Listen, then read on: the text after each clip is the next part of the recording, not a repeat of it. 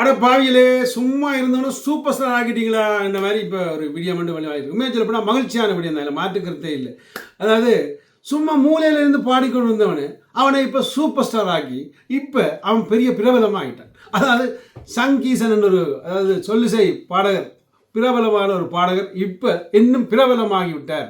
அதாவது அவரை அரெஸ்ட் பண்ணி, அதாவது பயங்கரவாத தடை சட்டத்துக்கு அரெஸ்ட் பண்ணி அதுக்கு பிறகு 2 நாள் 3 நாள் வீட்டுக்கு அதை அடைச்சி வச்சு அதில் மக்கள் கொந்தளித்து வெளியில் வந்து போராடி, கிளிநொச்சியில் போராடி, சாவச்சேரியில் போராடி, முழுக்க போராடி போராடி போராடி அதுக்கு பிறகு அங்கே உள்ள அரசியல்வாதிகள் அவனை வச்சு அரசியல் செய்து அந்த அரசியலில் கொஞ்சம் அவர்கள் லாபம் கண்டு அப்படியான விடயங்களையும் செய்து அதுக்கப்புறம் எல்லாரும் வந்து பாராளுமன்றத்தில் வந்து காய்ச்சார்கள். ஒரு சிலர் பாராளுமன்றத்தில் கதைக்க இயலாதவர்கள் வெளியில் இருந்து காய்ச்சார்கள். ஸோ அப்படியான விடயங்கள் எல்லாத்தையும் செய்திருந்தாங்க.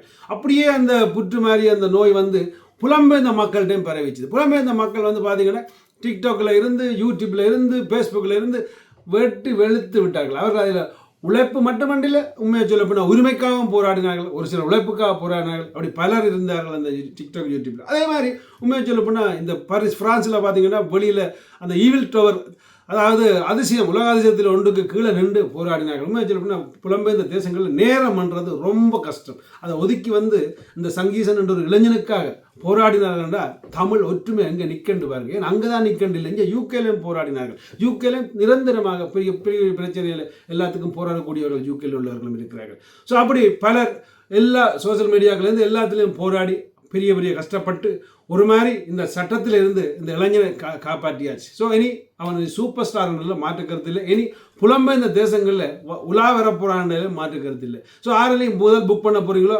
புக் பண்ணிக்கொள்ளுங்கன்ற மாதிரி தான் நான் சொல்லுவேன். உண்மையாக சொல்ல போனால் அவருடைய ஃபோன் நம்பர் இருந்தால் கீழே போடுங்க. உண்மையாக சொல்ல 6வது புக் பண்ணிட்டு அவர். ஸோ முடிஞ்சவரை அவரை புக் பண்ணிட்டும், அப்படி இல்லாட்டி அவருடைய தொடர்பு கொள்ளட்டும், எதிர்ன்னு செய்யட்டும். ஏன்னா இனி அவற்றை வாழ்க்கை வேறு மாதிரி கொண்டு போகிறது புலம்பெயர்ந்த மக்கள்ன்ற கையில் தான் இருக்குன்றதுல மாற்றுக்கிறது இல்லை. ஸோ இனி அடுத்த கேள்வி என்னென்ற கேள்வி அப்படின்னா, இதே பாட்டை திருப்பி பாடினா அதுவும் பயங்கரவாத சட்டத்துக்கு கைது செய்யப்படுவாரா என்ற ஒரு கேள்வி எனக்கு இருக்கு. ஆனால் இதே மாதிரியான பிரச்சனை வந்து இவருக்கு தான் முதல் நடக்குதா? இவரை இப்படி பயங்கரவாத சட்டத்துக்கு கைது செய்யப்பட்டவர் இவரைத்தான் முதல் இப்படி ரிலீஸ் பண்ணிக்காங்கன்னு பார்த்தா இல்லை. ஸோ அப்படி அதாவது கிறிஸ்புல்ல அப்படி 2-3 பேர்கிட்ட பேர் பார்த்துனாங்க.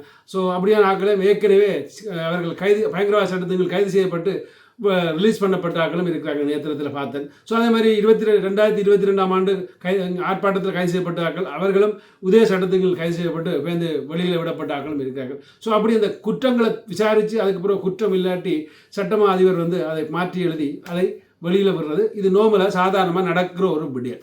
இதுக்கு யாரும் அரசியல்வாதிகள் உரிமை கூறக்கூடாது.